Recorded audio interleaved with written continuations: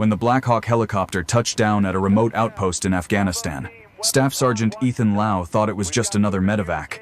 A sudden explosion, 5 soldiers wounded, and a single patch on a blood-soaked sleeve, the same unit his brother once served in, before dying on a classified mission 3 years ago. Then the wounded woman whispered, "Your brother didn't die the way they told you." In that moment, Ethan realized he wasn't just saving lives. He was stepping into a cover-up buried deep inside his own command. Because some truths are buried for a reason, and some people will kill to keep them that way. Before we begin, tell us where are you watching from, and if you believe honor and courage still matter, help keep their legacy alive. The Black Hawk cut through the dawn like a blade. Dust swallowed the landing pad as Staff Sergeant Ethan Lau jumped down, medkit tight against his chest. 4 years as a SEAL medic had taught him one thing when a report said, "Unknown origin." It was never good. Camp Ironvale looked like it had been clawed out of the mountain. The comms tower was scorched black, smoke bleeding into the thin Afghan air. A sergeant ran toward him, shouting over the rotor wash. "5 casualties, Doc. Aid station that way. Motor pool exploded from the inside." Ethan didn't answer. He just ran. The container marked with red crosses stood crooked, the door half open. Inside, the air was thick with metal and disinfectant. Blood pooled on the floor where boots had slipped. Someone was screaming for their mother.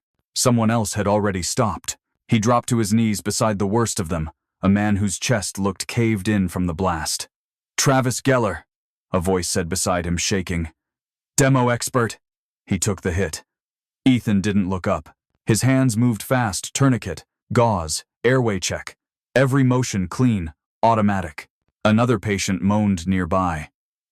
Female, pale from blood loss, shrapnel embedded in her arm and shoulder. Ethan turned toward her, cutting away torn fabric. That's when he froze. A small patch sat half-hidden under the dirt, a mountain peak with a silver star above it. 7th Summit Recon, Ghost Support. For a moment, he forgot to breathe.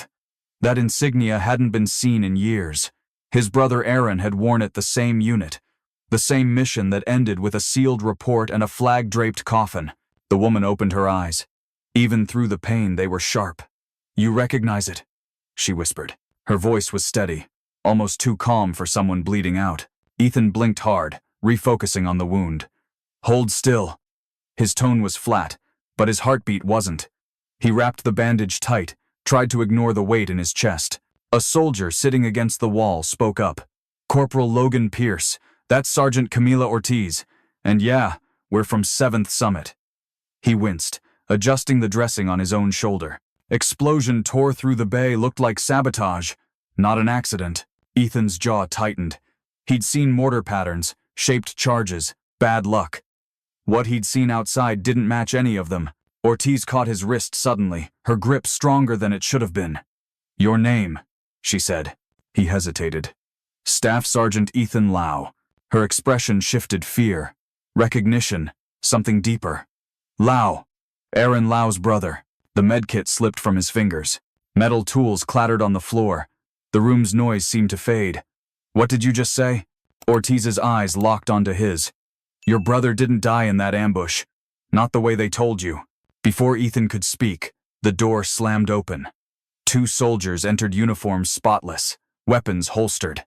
The kind of calm you only saw in people who didn't fight their own wars. The one in front carried himself like authority wrapped in ice. His name tag read Locke. The man beside him, slimmer, younger, pale eyes that never blinked, Captain Neil Barrett. "Sergeant Ortiz," Locke said with false politeness. "We're here to debrief you and your team." Ethan rose halfway. "Sir, these people need treatment, not questions." Locke's smile didn't reach his eyes. "Of course, Sergeant Lau. We appreciate your urgency. You're SEAL medic, correct? Out of Coronado?" Ethan nodded cautiously. "Good," Locke said. "Then you'll understand the importance of control." He stepped closer, scanning the wounded like they were evidence, not people. "How many survivors?" "5, Ethan said. "1 critical, 2 stable." "Excellent. We'll take it from here." Pierce tried to sit up. "Sir, that explosion wasn't random.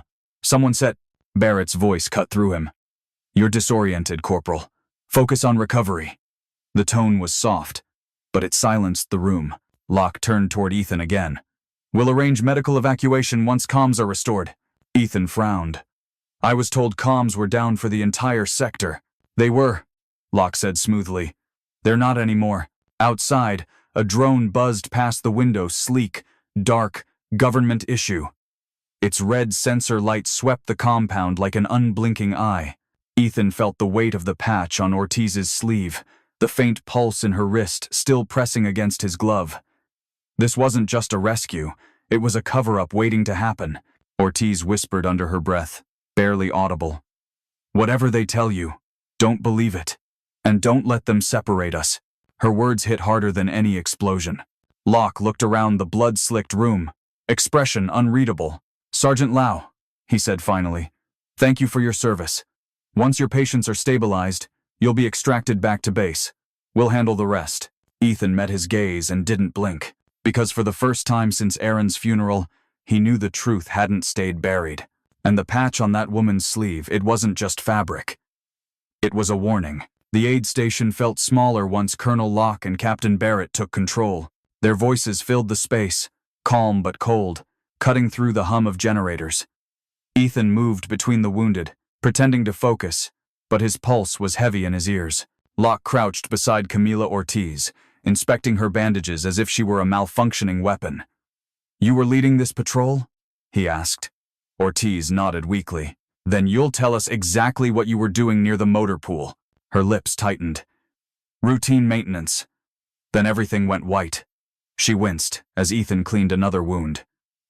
You'll get my full statement when my people stop bleeding. Pierce tried to push himself upright. Sir, it wasn't an accident. Someone rigged the storage bay. I saw scorch patterns. Barrett's pale eyes shifted toward him, voice smooth as glass. You're confused, Corporal. Rest. Ethan watched, saying nothing. The air smelled of blood and antiseptic, but under it was something else, a tension sharp enough to taste. Locke turned to him suddenly. Sergeant Lau, I need a full medical rundown. And sedation for Specialist Geller. He's becoming agitated. Ethan looked over.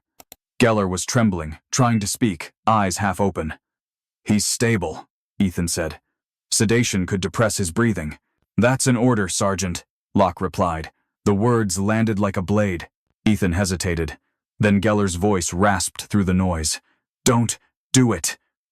His hand gripped Ethan's wrist, knuckles white. They killed your brother. Same patch. Same lies. Every muscle in Ethan's body froze. What did you say? Cobalt Wolves Canyon, Geller gasped. Aaron found something there. They're cleaning it up just like this. Barrett stepped forward, holding a syringe. He's delirious. I'll handle it. The needle flashed silver. Ethan reached out to stop him, but Barrett moved too fast. He injected the line and smiled faintly. Geller convulsed once, then went limp. Ethan checked his vitals. The drug wasn't a sedative. His breathing dropped instantly. Rage rose in Ethan's chest, hot and shaking, but Locke's voice sliced through. Sergeant, compose yourself. We can't afford more chaos. Ortiz was still conscious, eyes blazing. What did you give him? Barrett didn't even look up. Relief. Ethan stared at Geller's still chest, then at the colonel. He was conscious. Talking. That wasn't protocol. Locke's expression didn't change.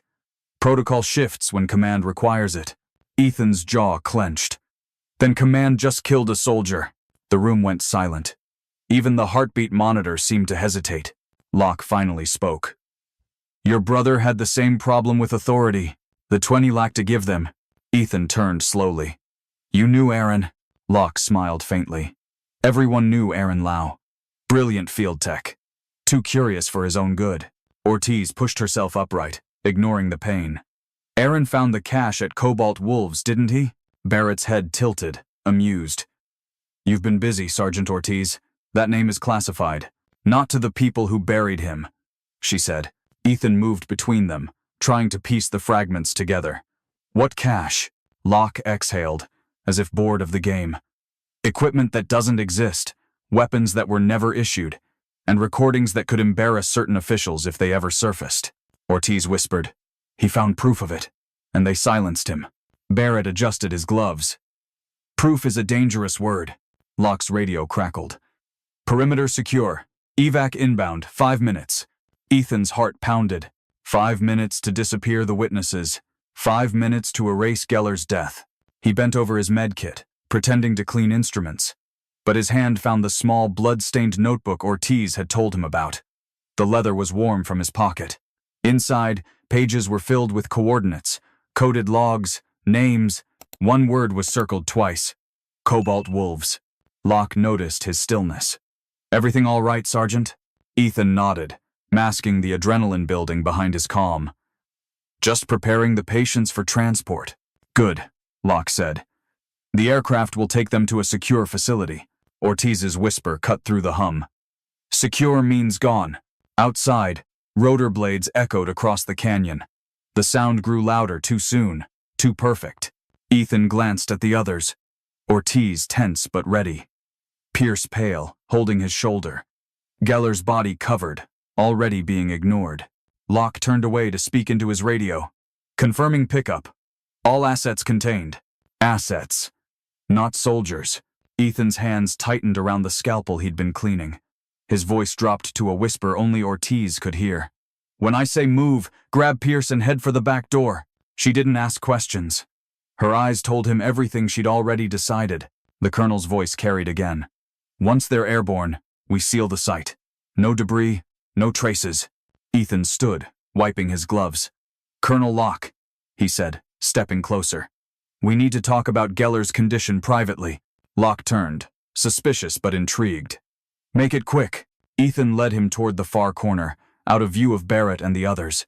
His tone stayed clinical, but his hand drifted near the inside pocket of Locke's vest. He saw the metal pin of a smoke grenade. "Colonel," he said evenly, "there's a problem with your command." Locke frowned. "What problem?" Ethan's fingers closed around the pin. "The kind that bleeds." Ethan pulled the pin before Locke even registered the movement. The grenade hissed, flooding the aid station with thick gray smoke. In one motion, Ethan slammed the colonel's shoulder against the wall, snatched the sidearm from his holster, and shouted, "Move!" Ortiz grabbed Pierce by the collar and dragged him toward the back exit. Barrett yelled something through the haze, voice sharp and panicked. Gunfire cracked inside the container. Bullets tore through the metal walls, sparks raining over the wounded. Ethan fired a single shot toward the noise enough to buy seconds. They burst out the rear door into the ruined motor pool. Flames licked the edges of broken vehicles.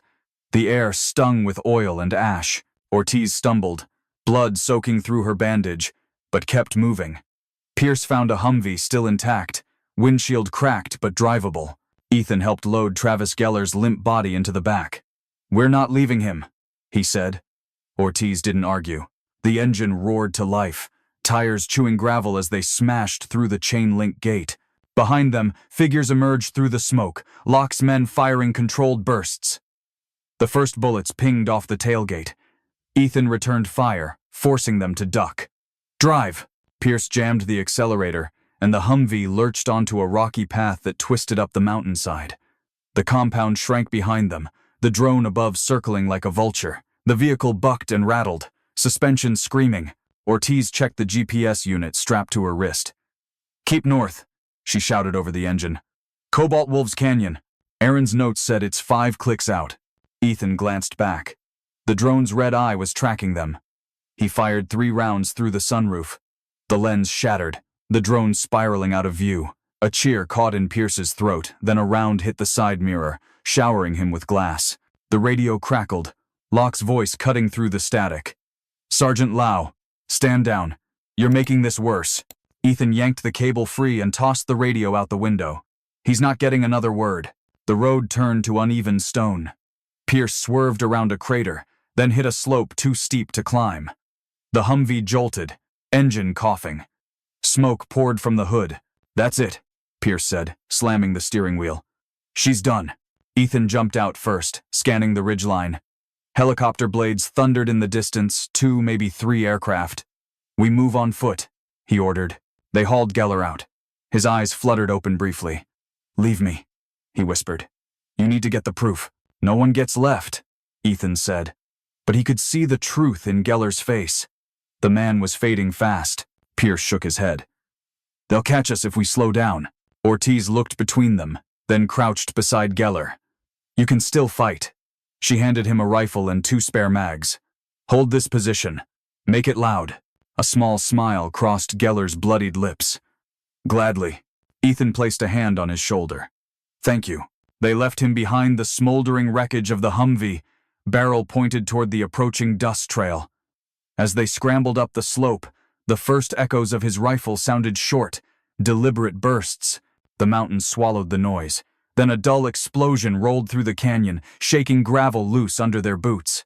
Ortiz didn't look back. He bought us time. Keep moving. They reached the crest and dropped behind a line of jagged rocks. Ahead stretched an endless sweep of gray-blue cliffs, the Cobalt wolves. The wind here howled low, carrying the smell of gunpowder and burnt fuel. Ethan's chest heaved. Where exactly? Ortiz pointed at a narrow valley between 2 stone ridges. There, north wall. Aaron marked a cross near the entrance. Pierce stared down at the terrain. That's suicide. We'll be exposed the whole way. Then run faster, Ortiz said. Helicopters crested the ridge behind them, searchlights cutting through the dusk. Ethan fired 2 warning shots, more to disrupt than hit. Dust whipped around them as they sprinted downhill. Every step sent pain up his injured shoulder, but he pushed harder. A missile streaked from one of the choppers and exploded behind them, throwing them to the ground. Dirt rained down in waves. Ortiz coughed, half-buried, eyes wide. They're not capturing us, they're wiping the scene. Pierce pulled her up, limping. Then we better give them nothing to find. They veered into the canyon mouth, cliffs towering on both sides like jaws closing in. The rock glowed faintly blue under the fading light. Far above, something glinted, a carved mark, small and sharp. Ethan squinted. That's it. The medic cross. A second missile hit farther up the slope, shattering rock. He shielded Ortiz as debris rained down. We climb now or we die here, he said. Pierce nodded, checking his rifle. I'll hold them off from below. If I make it out, I'll find you. Ortiz hesitated. You sure? He grinned through the dirt on his face. Somebody's got to teach those bastards what a real rear guard looks like. They clasped hands once, brief and wordless, then split. Ethan and Ortiz started up the jagged incline, boots slipping on loose stone. Below, gunfire flashed in short bursts. The sound grew distant, swallowed by wind. Halfway up, Ortiz's wounded arm gave out. She slipped, rocks cascading beneath her. Ethan caught her boot just in time. I've got you! Her breath came ragged. Don't stop! They climbed until their hands bled, until the world narrowed to stone and firelight. When they finally crawled onto a narrow ledge, Ethan looked up and saw the cave dark, deep, waiting. Behind them, the last echo of gunfire faded, replaced by silence. Ortiz turned to him, her face streaked with blood and dust. This is where your brother ended it, she said softly. Ethan stared into the black mouth of the cave. No, he said, voice low. This is where we finish what he started. The cave swallowed their light. Ethan's flashlight flickered across stone walls lined with old gear, spent batteries, and a dusty sleeping bag. The air was cold, still carrying the faint scent of oil and blood. Ortiz limped beside him, her wounded arm shaking. He lived here, she murmured. Aaron. They followed a trail of LED lamps deeper inside. Wires hung from the ceiling like vines. On a rough table made of stacked ammo crates sat a military laptop, 3 hard drives, and a camera. Maps and photographs plastered the walls, names, arrows, circles drawn in red ink. Ethan's voice was barely a whisper. He built this to expose them. Ortiz booted the laptop. The screen flared to life, password locked. Ethan stared at the prompt, thinking of his brother. Try his unit code, Ortiz said. He typed the numbers denied, then he tried his own medical ID. The screen opened. A video filled the monitor. Aaron Lau sat against this same rock wall, face thin and tired. If you're watching, it means they found me. The recording began. Colonel Locke and General Barrett are selling more than weapons. They're selling our people. Ethan's stomach twisted. Ortiz scrolled through the folders, hundreds of files labeled by date and location. We need to copy everything, she said. She plugged in the satellite phone she'd taken earlier. The connection was weak, but active. Uploading the biggest files, first video, financials, comm logs. The loading bar crawled upward. Outside, a low rumble echoed through the mountain helicopters. "They found us," Ethan said. Ortiz worked faster. 60%. We can finish before they breach." Gunfire erupted from below, bouncing off the canyon walls. A flash of light cut across the entrance, searchlights sweeping the cliff. Ethan grabbed his rifle. "Time's up. Kang's like friend." The first soldier appeared at the cave mouth, rope swinging. Ethan fired. The man fell backward, disappearing into the dark. More ropes followed. Ortiz shouted over the noise. 90%! Locke's voice boomed from outside, amplified through a megaphone. "Sergeant Lau, you're trapped. Surrender and we'll make this quick."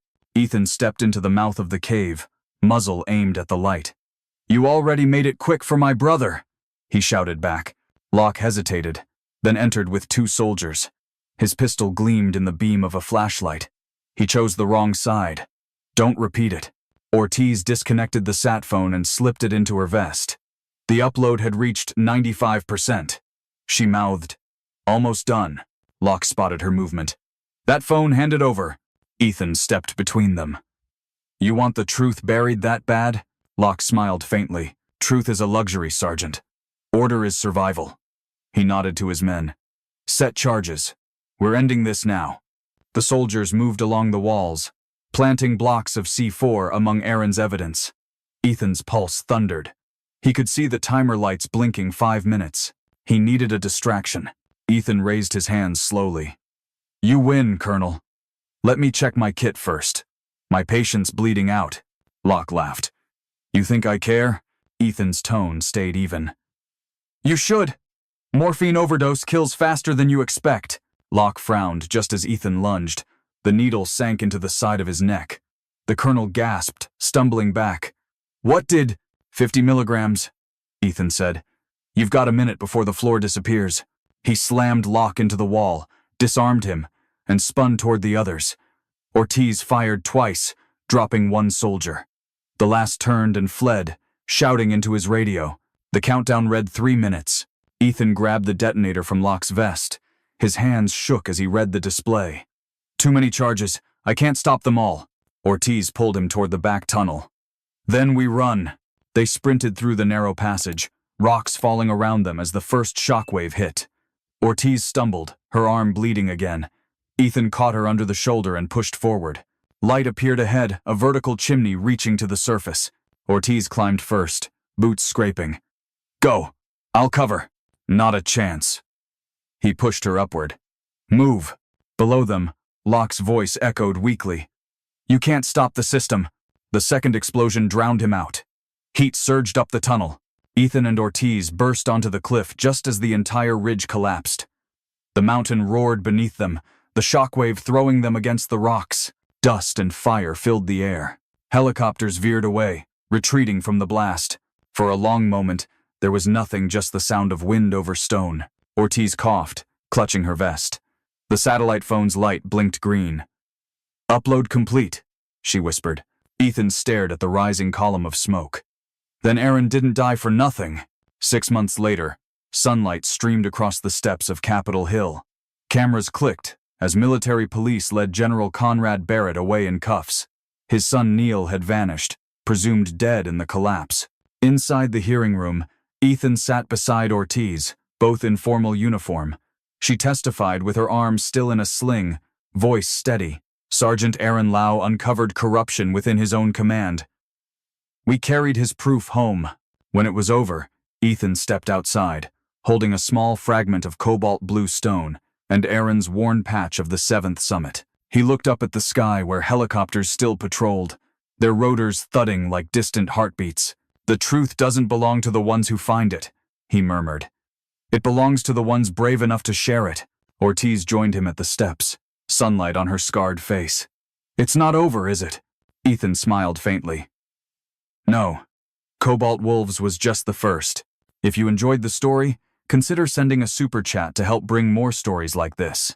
Now, click on the video on the screen to hear another story that's just as powerful and captivating, with courage, sacrifice, and a choice that will leave you questioning everything you thought you knew about duty and justice.